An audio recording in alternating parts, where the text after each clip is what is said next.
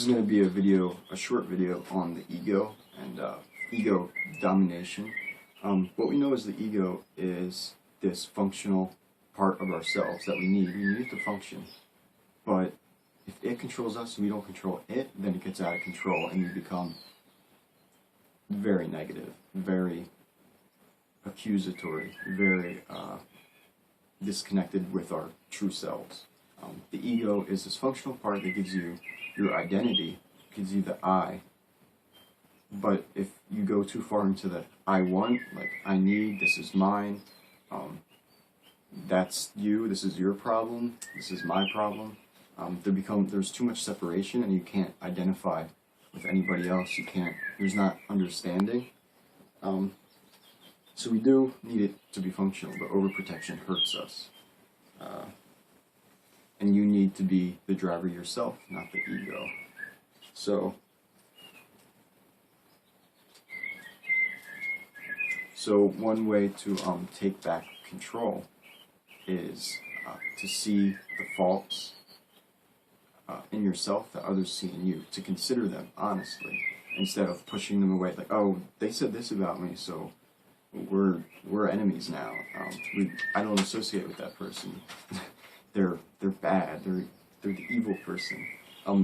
And when you consider what they say and about you and consider it honestly, if that is true, you work through it and you fix it. And if it's something really deep and ingrained in you, then you start to accept it, and it still gets worked on and fixed. But accepting it kind of releases the tension of that was there, that you were fighting. Let's see. A good test also of your ego is if you think you couldn't live without something, all your possessions, that really becomes part of your identity and your ego wants to protect that.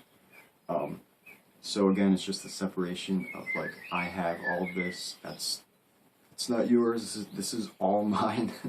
And of course it's not true. So if you think you couldn't live without what you have, if you're not okay with nothing, if you couldn't live with losing everything you have now, then you know your ego is playing a part in that. Now, of course, you don't want it to be the dead of winter and have your house burn down and lose all your money, you know, whatever. That's terrible. But if you can't live with all these extra things that pretty much everyone has, that's ego, and it's a problem. Of course, you want things to make, you know, technology to make things functional in your life, but most people have a lot of extras, and if you can't live without that, that's ego. I want to read a quick quote. Become the person you would be with nothing to become your true self, which is basically my point.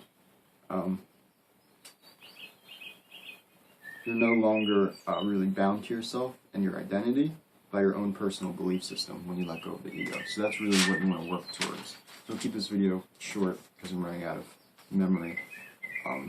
But consider honestly what other people say or see in you, because that's usually your shadow projected onto them. And by considering it honestly and taking it in, you transmute it into something positive.